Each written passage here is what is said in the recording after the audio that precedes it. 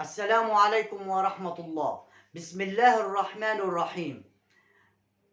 من عمل صالحا لنفسه ومن أساء فعليها ولا تزر وازرة وزر أخرى. صدق الله العظيم. حبس مرتضى منصور 6 أشهر بسبب سب الأستاذة لمياء خيري مديرة جهاز المركزي للمحاسبات.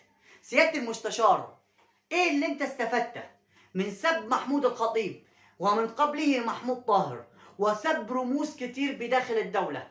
ايه اللي انت استفدته من سب رموز الاهلي ورموز الزمالك والاعضاء وكل من سبه؟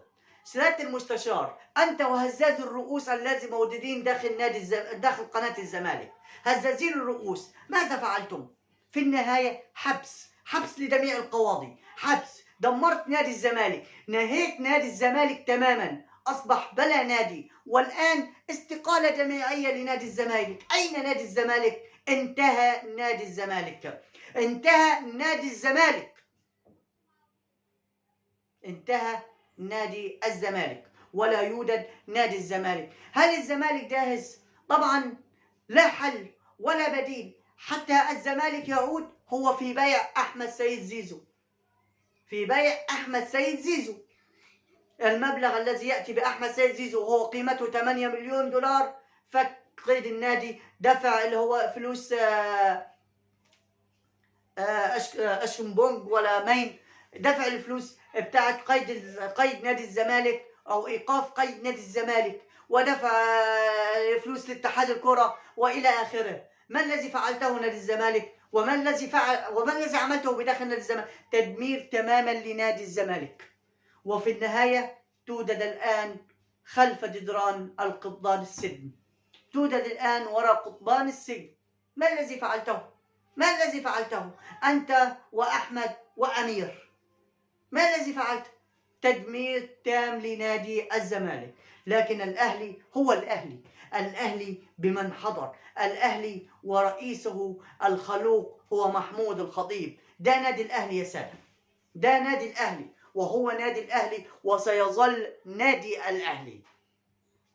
وفي النهاية حبس مرتضى منصور، وهناك قواضي كثيرة لم تنتهي بعد، وصفقة قوية لنادي الأهلي، مهاجم قوي سيتم الإعلان عنه قريبا بعد إعارة أحمد قندوسي إلى نادي سيراميك كيلوباترا.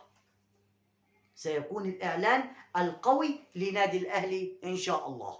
وفي النهاية مرتضى منصور داخل قضبان السجن، داخل قضبان السجن وخارج تماما، ولا أجد أي كلام حتى أقوله في هذا اللايف. أنا مش لاقي أي كلام نقوله في هذا اللايف.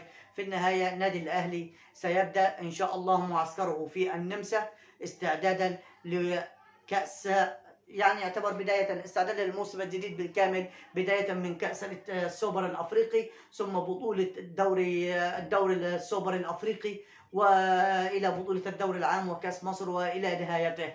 نادي الأهلي إن شاء الله سنفيدكم بكل قريب وكل توضيح وكل ما هو واضح إن شاء الله في الأيام القادمة لنوضح لكم نادي الأهلي وخطوطه بالكامل. والآن نطلب منكم اللايك والاشتراك، وشكرا لكم والسلام عليكم ورحمة الله.